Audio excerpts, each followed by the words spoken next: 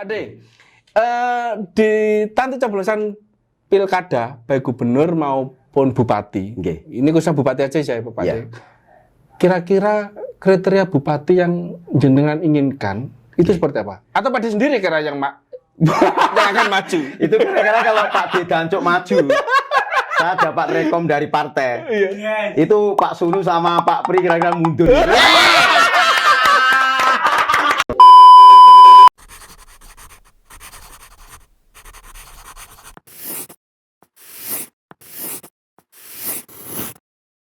Assalamualaikum warahmatullahi wabarakatuh. Selamat siang sahabat Ratu, baik di wilayah Tulungagung, Trenggalek dan Blitar. Kali ini dapur redaksi digital kedatangan tamu yang cukup istimewa. Tentu teman-teman sahabat Ratu sudah mengenal ya. Tidak hanya sahabat Ratu sih saya kira, tapi masyarakat Tulungagung, Trenggalek dan Blitar, bahkan se-Indonesia. Kita kedatangan tamu yang cukup istimewa dan dia itu punya punya pecinta namanya Es Garangan. Nah, ketika teman-teman sudah mendengar bahwa ada Es Garangan, tentu akan langsung ingatan teman-teman akan tertuju kepada Chef Pak D Dancuk. Nah, hari inilah kita kedatangan tamu istimewa itu dan kita sedikit ngobrol soal ya tipis-tipis politik gitu ya. Meskipun sebenarnya Pak D latar belakangnya teknik Pak D ya? Teknik mesin. Ya. Oke, sebelum kita monggo Pak D. Jadi tukang masak. Tukang masak Pak D ya? Tukang masaknya Mama Rika.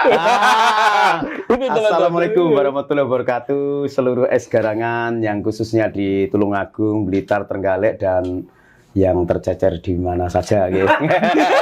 Tercecer teman-teman. Mudah-mudahan kalian semua dalam keadaan sehat walafiat dan baik-baik saja. Siap. Amin. Matur nuwun Pak D doanya. Nggih. Pak D, ini kita langsung aja Pak D ya. Ngobrol santai Pak D. Sebelum saya mengulik, karena gini, saya punya informasi bahwa Pak D itu ketika nanti istilahnya benar atau berkeinginan ya. Ketika viewernya mencapai 1 juta gitu ya. Pak D kayaknya beralih profesi ya. Sebentar, tapi jangan jawab dulu Pak D. Sebelum pertanyaan dijawab itu saya ingin tanya dulu sih Pak D. Kenapa Pak D kok sering pulang ke Tulungagung? Apakah kondisi Amerika di sana sudah tidak enak atau memang ingin pulang, ingin menyambangi gitu gimana Pak D? Bisa ceritakan Pak D? Jadi secara umum niku Amerika 2 tahun terakhir ini juga tidak beda seperti negara-negara lain ya, karena efek perang dari Ukraina sama Rusia itu efeknya dari sisi ekonomi itu memang ada inflasi itu sekitar 10-15% itu diakui atau tidak gitu. Ya tapi terkenalnya Amerika itu kan negara yang kuat ya walaupun utangnya juga segulung ya. Tapi kenaikan 10% sampai 15% itu tidak ngefek di kehidupan sehari-hari. Contohnya di restorannya Pak D itu, harusnya kalau naik sekian persen kan agak sepi ya. Itu rame aja itu. Gitu ya. Orang makan kalau weekend juga rame sekali. Perguruan Pak D Dancuk. Ya. Ya jadi secara umum ekonominya juga sama, ada inflasi sedikit di Amerika. Ya terus kalau keamanan ya biasa saja. Ukraina sama Rusia perang ya kita yang masyarakat bawah ya masih damai-damai selalu gitu loh. Kalau yang Pak D sekarang pulang tiap tahun ini ya karena kangen orang-orang radar. Jadi kangen teman-teman sobat-sobat Ratu gitu ya. Flashback sebentar. Jadi 2 tahun yang lalu itu Pak D masih di Amerika. Tahu-tahu Mas Anggi dan tim itu menghubungi Pak D di Instagram dan mereka mengangkat sejarah saya. Bagaimana awal di Amerika terus sampai di level ini, mulai hari itu, ternyata membuat Pak D lebih terkenal. Khususnya di Es Garangan daerah sini Pak. Gitu. Jadi Blitar, Tulungagung, Galek, Ponorogo, Ngawi, Kediri dan semua itu tambahan subscribe saya itu luar biasa setelah Radar Tulungagung itu ini membuat artikel tentang Pak D. Es Garangan lokal. Iya, Es Garangan lokal itu langsung meningkat. Kayaknya nun sewu ya. Kayaknya mereka bangga mempunyai Pak D Dancuk. Terus saya bertanya pada diri saya, apa sih yang dibanggain? Oke, Pak De. Lucu ya itu. Kembali lagi ke sana. Artinya ke Amerika nih. Saya ingin mengulik sedikit. Pak De di sana itu tinggal di negara bagian apa, Pak De? Kalau Di West Virginia itu West termasuk Virginia. East Coast ya, dekatnya dari DC itu kalau nge-trip masuk sekitar 6 jaman. Oke. Pak De, kalau di hari ini Pak De pulang di tempat di Agustus ini ya? Nggih. Kalau setahu saya itu kan sana udah summer ya? Sudah summer sekarang. Summer panas. artinya kan banyak yang libur di gitu Betul, Pak De ya? betul, ya? betul, nggih. Setelah libur mereka akan masuk Sekolah lagi. gitu ya Pak De? Nggih, nggih. Enggak, ini cuma Jadi di cuma sana itu pengetahuan break saya itu aja. 3 bulan, Pak. Oh gitu Pak De ya? Sekolah-sekolah di Amerika kalau break yang summer break, Iya, summer itu 3 break. bulan enggak sekolah. Oh gitu Pak De? Belum nanti ada yang spring break, itu 1 minggu. Terus ada yang Christmas break, itu 1 minggu. Ada Thanksgiving holiday, Oh, itu Thanksgiving. 1 minggu. Amerika tuh sekolah Banyak liburnya Pak De? banyak liburnya. Halloween. Kalau Hah? Enggak kok berbolos di sana. kalau perayaan Halloween gitu juga libur? Itu Enggak. hanya 1 hari saja. Oh, hanya 1 hari. Halloween itu biasanya diadakan hari Minggu. Itu biasanya liburnya mau dari hari Kamis sampai hari Minggu. Itu Halloween ramai sekali sana itu Halloween. Pak De, ya. Iya. Ini Pak Dati kan menyebutkan ketika ada perang Ukraina sama Rusia, Nggih. itu kan tentu ngefek ke perekonomian di Amerika Betul. karena ada inflasi gitu ya. Iya. Tapi Pak D kan ngomong bahwa di restoran Pak D yang jenengan kelola yang jenengan miliki Nggih. itu kan tidak ngefek Pak D. Iya. Artinya berarti masyarakat sana itu kalau ngomong soal makan itu sebenarnya kan sama dengan Indonesia Pak D ya. Sama, Gitu. sama. Betul. Apapun keadaan negaranya, Tetap makan ya pakai makan gitu Pak D. ya. Apalagi Pak D sama pelanggan di sana ketika makan sambil dikasih apa ya? Apa namanya? Koyah ya, koyah Pak D. Ya? Kalau Iya. ya kalau orang sini koyah. Apakah itu salah satu nganu Pak D? Salah satu jurus sehingga Nggih. restoran jenengan itu tetap eksis Jadi gitu? diakui atau tidak, guys, saya itu sebenarnya tidak pernah merasa terkenal, tapi kok ya terkenal gitu loh. Gitu ya. Artinya kalau di Amerika itu, misalnya ada orang yang merantau dari luar state ya, luar Iya, provinsi, itu kebiasaan mereka kalau mau mencari tempat makan, itu biasanya tidak hanya tolah-toleh gitu, tapi mereka mesti langsung Google. Oh. Google misalnya Japanese yang terdekat sini apa gitu. Nah, Iya. kalau orang udah Google Japanese restoran pas lewat West Virginia, itu yang muncul artikel-artikel tentang saya. Jadi Fujiyama itu Ricky Babisep itu Fujiyama. Fujiyama. Itu udah kayak, mohon maaf itu udah kayak ikonnya gitu loh. Tidak Ya. bisa dilepas. Ya gitu, karena Pak D. orang Amerika tuh senang sekali ketika berkunjung ke hotel, ketika makan di restoran, ketika berkunjung ke tempat wisata tuh mereka senang sekali mesti membuat review. Karena review ini adalah sebuah apa istilahnya pengalaman mereka. Misalnya makan di tempat saya gak enak itu, ngomong gak enak. Misalnya enak sekali, ngomong enak sekali, mereka merekomendasi datanglah ke Fujiyama, atmosfernya luar biasa, chefnya lucu, masakannya enak, walaupun amburadul kan ya. Nah, jadi orang Amerika itu untuk mengetahui restoran itu enak apa enggak, tempat wisata itu bagus apa enggak, itu tidak harus kita sudah pernah ke sana. Cukup lewat review Kepada itu. situ ya. Dilihat, wah reviewnya 4,6 starnya, Iya. atau 4,7, datang mereka. Wah reviewnya di bawah 2,5. Males ini, karena pengalaman orang-orang yang menceritakan tentang restoran itu udah buruk semua. Oh, iya. Ngapain kita datang ke sana? iya. Nah itu orang Amerika di sini. Kalau Pak Didi Tulungagung gini mau atau ke Ponorogo mau nyari makanan kan, Iya. wah ada restoran yang ada sepeda motor Rame. parkiran banyak atau rame, saya muter. Dilelah kan emang di sini. Gitu. Pak De, Nggih. dalam tahun ini ya, Nggih. itu sudah berapa kali balik? Tahun kemarin pulang, Terus terus yang tahun ini? Yang tahun ini baru kali Ini ini, baru kali insya ini ya? Allah Januari ini insya Allah ya saya belum tentu mungkin pulang karena di endorse untuk kampanye sebuah partai. Mus. Sebentar Pak De, tahan dulu kalau itu. Jangan diucapkan ini. hari ini ya, udah santai aja Pak De. Tapi jangan menyebut nama partainya. Iya, paham saya Pak De. Pak De, Nggih.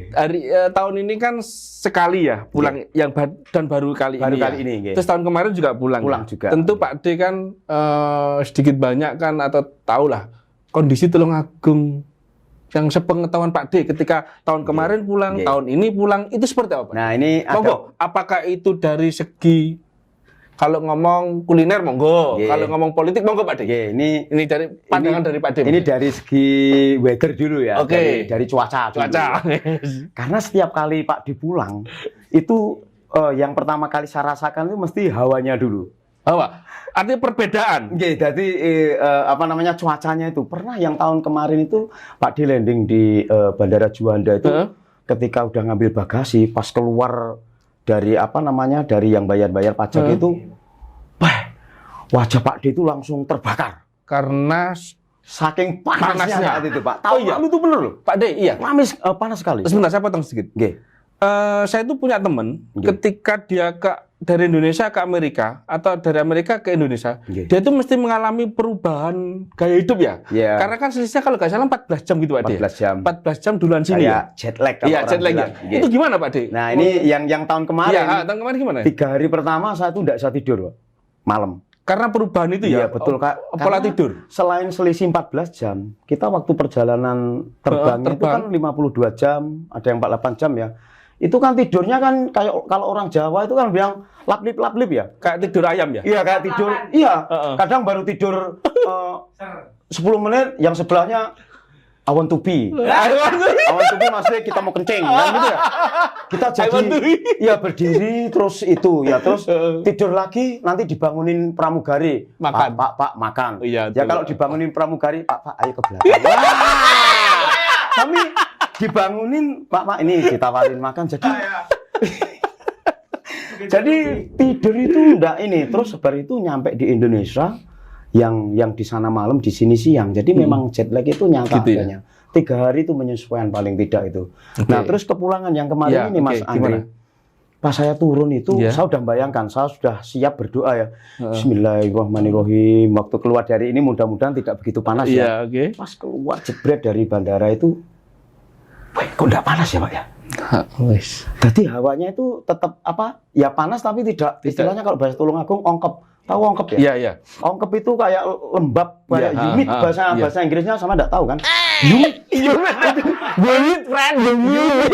Humid itu ongkep. Yes, humid itu ongkep. Ini disepel sekalian biar orang tahu. HUMID itu humid, ongkep gitu ya. Jadi tidak begitu humid.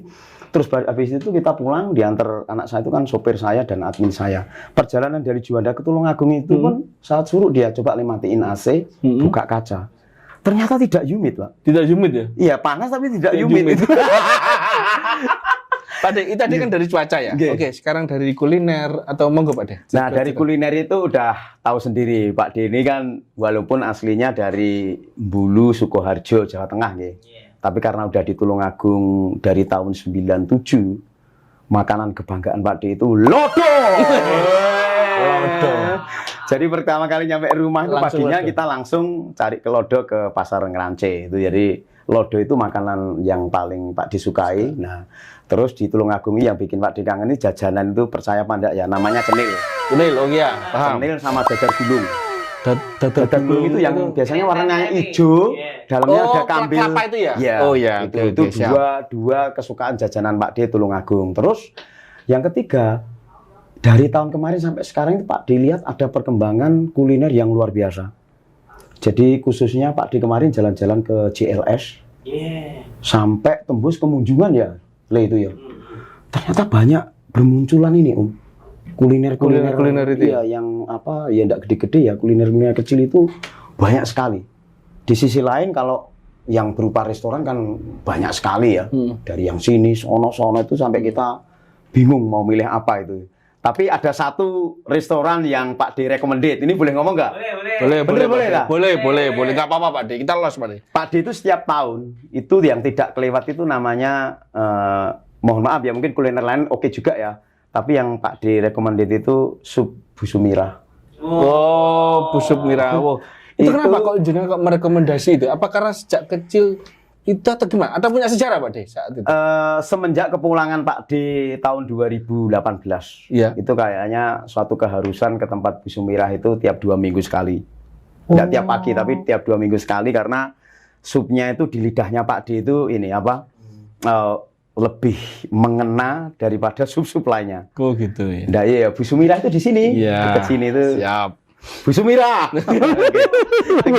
Ya Pak D, itu dari segi kuliner, cuaca sudah ya Pak D. Artinya kan gini. Ini tadi kan Pak D di awal tadi juga sudah mulai menyebutkan dari tahun depan akan pulang lagi ya, ada endorsan itu. Kalau ngomong dari kalau dari segi politik Pak D, Tulungagung sepengetahuan panjenengan seperti apa Pak D? Kalau saya ini yang namanya politik itu dari dulu Pak D kecil sampai sekarang ya seperti itu ya. Bahkan di tahun 2019 kita sempat apa istilahnya persatuan kita terkoyak ya. Jadi untuk yang saat ini saya meminta kepada seluruh ex-garangan. Ex-garangan dengarkan ini. Iya itu. Petuah dari pemilunya pemilu yang gembira ria. Masuk. Yang happy ya karena kalau dipikir 2019 kemarin kita kayak gitu apa juga dapatnya ya. Masa harus diulangi lagi gitu Pak D? Jangan sampai. Jadi sekarang apapun pilihan ex-garangan walaupun beda pilihan flat aja lah, tetap bersatu. Ya, yang penting kita sebagai masyarakat biasa ini berpartisipasi di pemilu, titik lah. Nggak usah terlalu yang ini ya Pak ya. Jangan terlalu dibawa baper gitu Pak D. Betul. Jangan terlalu dibawa emosi kita udah gitu pengalaman dan itu kita harus membayar mahal sekali itu. Betul, saya sepakat itu Pak D. Khususnya di Tulungagung, ya gitu. Kita itu kan udah terkenal kalau mengenai kerukunan, mengenai gotong royong, itu harus kita jaga sekondusif mungkin ya kan? Betul, sepakat, 1000% sepakat saya Pak. Saya sama penyenan mungkin beda pilihan, mungkin betul, ya. Kalau bahasa Amerikanya I don't care. Betul. Wah, ya. Gak masalah. Pilihan sama oke, kita tetap ngopi waris. Iya, hijau, kita tetap nyede dan sebagainya ya. Apalagi di tingkat bawah ini kalau bisa kita jaga kekondusifan kita sebagai masyarakat Tulungagung gitu. Saya juga punya pilihan tapi it's okay, you know. Habis pemilu kita juga kerja lagi. Ya, masih berteman lagi gitu. Betul. Iya, betul. Teman-teman kayaknya Pak Denny sudah mulai cocok ya. Seperti yang saya yang sebelum tadi awal itu kan sudah mulai cocok ya. Bahasa politiknya sudah masuk itu ya. Pak Denny, tadi kita kan tadi ngobrol sebentar ya sebelum kamera on itu kan Pak Denny menyepil bahwa kayaknya bertanya Pak D tadi, siapa sih PJ-nya gitu? Jadi Pak D selama ini mengamati Pak D? Saya mengamati terus, khususnya ini, saya tuh radar itu mesti lihat terus loh Pak. Bangun tidur itu es-garangan aja melihat tuh teman-teman. Betul, nah, ini untuk es-garangan ya. Radar Tulungagung ini 2 tahun terakhir saya lihat ada perkembangan yang luar biasa, tidak tahu bagaimana mereka evaluasinya, tapi berita mereka tidak ketinggalan. Bahkan update berita itu 1 hari bisa 3 kali, 4 kali gitu menginformasikan tentang wilayah sekitar sini ya. Ini luar biasa termasuk perkembangan politik di Tulungagung ya harus mengikuti men. Arek Tulungagung bro ya. Sampai PJ-nya itu sekarang ada 3 orang ya kalau nggak salah ya. Apa istilahnya? Kalau harapan orang dari Tulungagung putra daerah, ya monggo ya ada satu yang bukan putra daerah yaitu nanti dari kebijakan Dagri bagaimana. Yang penting rukun-rukun lah gitu. Kalau yang rukun, yang enggak rukun itu, ini mohon maaf ya, itu kan orang yang berkepentingan. Saya melihat perkembangan itu pasti tetap ada yang berkepentingan ya, namanya politik ya Pak D ya hormat-hormat aja, tapi jangan sampai bahasa Jakartanya itu mencerai-beraikan. Itu yang utama buat apa juga loh Pak. Kita gontok-gontok andak karuan, besok minggu depan masih bersama lagi. Iya kan? Yang flat-flat aja lah. Ngopi waris. Ya gitu aja loh. Itu yang PJ Pak C ya. Kemudian tentu Pak D juga akan mengamati nih, apalagi sebentar lagi kan di 2024, tepatnya 14 Februari, itu kan akan ada coblosan. Coblosan Bupati legislatif. Belum Pak D. Bupati itu di September nanti di 2024 Pak D. Oh September. Kalau nggak salah seperti itu Pak D ya. Jadi awalnya itu legislatif dulu, setelah itu pilpres. Setelah itu di September, pilkada itu gubernur sama bupati. Siap. Nah, Pak D, ini kan 14 Februari ini ya. Tapi saya akan melompat dulu ke 24 September 2024. Kira-kira nih ya, misalnya Pak D itu kan tentu Pak D tidak akan golput. Insya Allah boten ya. Berarti kan akhirnya akan pulang nanti ketika coblosan nanti ya. Insya Allah pulang. Ya. Insya Allah. Ini kalau Insya Allah kampanye. Beliau yang nyepil kan. Beliau yang nyepil ya, bukan saya. Pak D, di nanti coblosan pilkada baik gubernur maupun bupati. Ini khususnya bupati aja saya Pak D. Kira-kira kriteria bupati yang jenengan inginkan itu seperti apa? Atau Pak D sendiri kira yang akan maju. Itu kira-kira kalau Pak D Dancuk maju. saya dapat rekom dari partai. Itu Pak Sunu sama Pak Pri kira-kira mundur. Tapi enggak. Enggak, saya mengamati ya apa istilahnya perjalanan politik dari Pak Sunu gitu, yang Romo Wijoyo itu kan. Terus di akhir-akhir ini saya juga setelah Pak Pri suaranya akan maju juga kan. Akhirnya kan saya flashback, saya pelajari historinya Pak Pri siapa dulu dan sebagainya ya. Ternyata udah dapat informasi ya. Pada intinya nanti kalau sudah mendekati ya, itu kembali ke warga Tulungagung. Ini saya pesan ke, kalau ini bukan hanya ke ex Garangan, ini ke warga Tulungagung karena ini hubungannya dengan tanggung jawab pemimpin Tulungagung ya, yang akan membawa maju dan tidaknya daerah kita. Satu hal yang Pak dibenci itu ini, apa ya namanya, korupsi gitu. Ya. Itu yang saya paling. Semua Pak De itu benci korupsi Pak De. Iya, tapi ya apa yang terindikasi itu jangan dipilih. Nah, maksudnya. Nah, ya orang korupsi itu maksudnya banyak faktor yang menyebabkan itu ya, tetapi pada intinya bagaimana pemimpin ke depan yang Tulungagung itu kalau tidak korupsi paling tidak kan jalan-jalanan mulus. Gitu. Terus bagaimana cari pemimpin itu yang bisa membuat Tulungagung khususnya itu adem ayem. Itu paling utama loh, karena enggak, kalau figur kita yang kita pilih ini bisa bikin tentrem dari berbagai golongan itu kan luar biasa. Itu yang kita inginkan loh sebenarnya. Pak D itu sebenarnya dalam hati ya, saya di Amerika lama tapi mengamati perkembangan Tulungagung ya. Kalau ada orang yang tengkar ya, nun sewu, ada kelompok apa ini dan ini terus gelut, terus apa itu sedih loh Pak D. Cara bahasa Inggrisnya itu we got nothing ya. Ngerti Pak? Tidak dapat apa-apa. We got nothing itu kita dapat apa-apa gitu loh. Kita tengkar. Desa ini kelompoknya itu apa pencak silatnya ini, yang desa itu terus kadang-kadang sampai tengkar gitu ya. We got nothing kan. Itu teman-teman kita sendiri semua. Iya, betul. Gitu. Itu Pak D. Nah, ini yang kita cari figur yang bisa mempersatukan itu semua. Pokoknya intinya membuat Tulungagung itu adem ayem. Pak D. Selain itu, apakah Pak D juga menginginkan sosok pemimpin bupati yang ya mendatangkan investor sehingga membuka lapangan pekerjaan atau gimana Pak D? Itu utama juga ya. Karena Tulungagung ini sebenarnya UMR kita juga tidak begitu rendah-rendah sekali ya. Tetapi ketika misalnya figur yang kita pilih nanti bisa mendatangkan investor, terus bikin usaha di sini, bisa menciptakan lapangan pekerjaan ya, Pak tidak usah kembali ke Amerika, saya kerja di sini. Wah, itu calon-calon bupati bahwa Pak D itu berkeinginan bahwa Tulungagung itu ayam tentrem gitu, ada utama guyub rukun, adem, dan yang terpenting calon bupati ini harus bisa menciptakan lapangan pekerjaan. Menarik investor, karena niku Om Andri mohon maaf, banyak Pak D selama di rumahnya kan muter-muter ya. Ternyata banyak tempat-tempat yang harus diekspor. Betul. Dan itu membutuhkan dana banyak. Tempat pantai-pantai itu ya. Itu potensi yang luar biasa loh ternyata tempat kita itu. Pantai itu salah satunya banyak, bukan salah satu, salah dua atau salah tiganya ditampilkan oleh radar lah.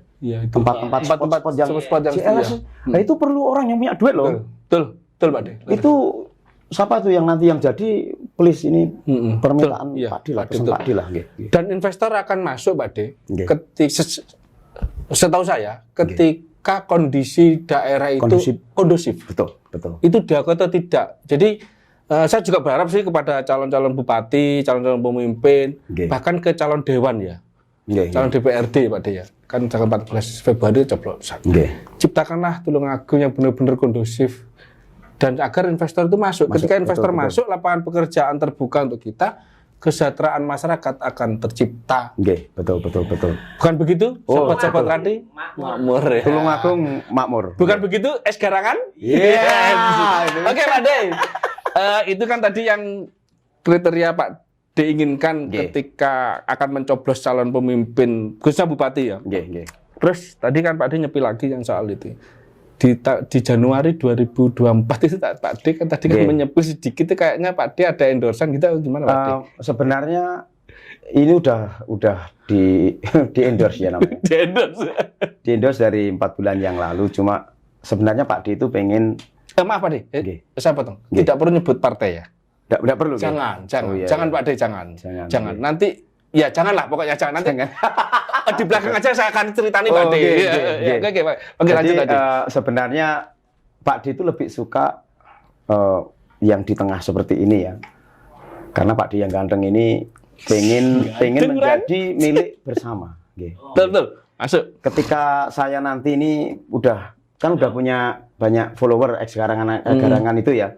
Terus saya nanti condong ke A atau ke B, ke merah, biru, kuning, hijau dan sebagainya itu ada beberapa yang mungkin waduh Pak D kok ke politik sih gitu. Nah, itu Pak De. Karena kadang-kadang katanya orang kan saya influencer gitu ya. Iya. Kadang influencer itu diperlukan yang di tengah. Jadi kita tidak usah berafiliasi tentang politik atau kelompok golongan atau apa gitu. Itu lebih enak kita ngomong gitu loh. Betul. Kayak Pak D ini kan mewakili perwakilan ex garangan seperti Rai ini penjenengan ini ya. Nah, ketika saya nanti berafiliasi ke salah satu itu kan kecewa, Pak. Betul. Nah, jadi sementara ini Pak D yang ganteng ini tetap milik kalian bersama, jangan khawatir. Pak D akan tetap di kitohnya Pak D Dancuk yang sebagai chef dan penakluk bulu-bulu Amerika. Jenengannya pusat. Nun sewu Gus Idam ya, niki mohon izin Gus Idam niki. Jadi saya sementara sampai saat ini saya akan berdiri di situ dan mengenai endorse-nya yang akan kampanye partai pada Januari ini Pak dipertimbangkan, tapi 70% jawabannya saya tidak berangkat. Oh, gitu, Ya friend. 70% karena saya lebih mengiman ke ex garangan itu ya. Oke. Terus sekali saya nanti berafiliasi ke satu kelompok, itu saya bukan Pak Didancuk yang dulu lagi. Oh iya. Ya. Betul, Pak Kalau De. sekarang kan mau sampean kelompok A, B, B, C, semua anak-anak saya gitu. Iya, betul. Dengan begitu mudah-mudahan ketika saya nanti butuh dana mau ngutang kan bisa ngutang ke segala kelompok. Sekolah ini. Nah gitu. Iya, Pak De. Karena Pak De tadi sudah menjawab hampir 75% nggak berangkat. Nggak berangkat. Jadi pertanyaan saya yang akan saya pertanyakan sama Oke. Pak De ke panjenengan bahwa ketika nanti Pak De misalnya berangkat dari salah satu partai Nggih. dan dicalonkan calegnya, Nggih. ini jujur Pak De ya, saya itu meskipun gini Pak De, saya itu merasa eman gitu loh. Kan Pak D ketika subscriber jenengan 1 juta, Nggih. ketika jenengan berafiliasi ke salah satu caleg Nggih. partai, saya sih masih punya, apakah Pak D nggak merasa rugi ya? Khawatir saya, subscribe itu akan hilang Pak D. Betul. Karena Pak D berafiliasi ke situ gitu loh. Betul, betul. Nah, tapi karena Pak D tadi menjawabnya hampir 75% tidak Tidak berangkat. berangkat, ya pertanyaan itu nggak perlu jawab Pak D. Betul, Iya betul. kan? Nggih. Karena tidak berangkat. Ya kayaknya tidak berangkat. Gitu ya, alhamdulillah. Saya lebih sayang ini ex garangan. Oke. Teman-teman, ini karena sudah ngobrolnya sudah melebihi ambang batas kayaknya ya. Ini Juran Digani. Sebelum saya tutup, saya ingin bertanya lagi satu permintaan Pak D. Nggih, nggih. Satu kalimat untuk Tulungagung. Makmur. Gitu. Begitu friend, sahabat-sahabat Radar Tulungagung dan ex garangan bahwa Pak D minta Tulungagung makmur. Saya kira calon bupati dan calon pemimpin legislatif harus mengingat kata-kata Pak D, makmur. Makmur. Terima kasih Nggih. sobat Radar Tulungagung dan ex garangan. Demikian wawancara saya sekelumit tentang Pak D.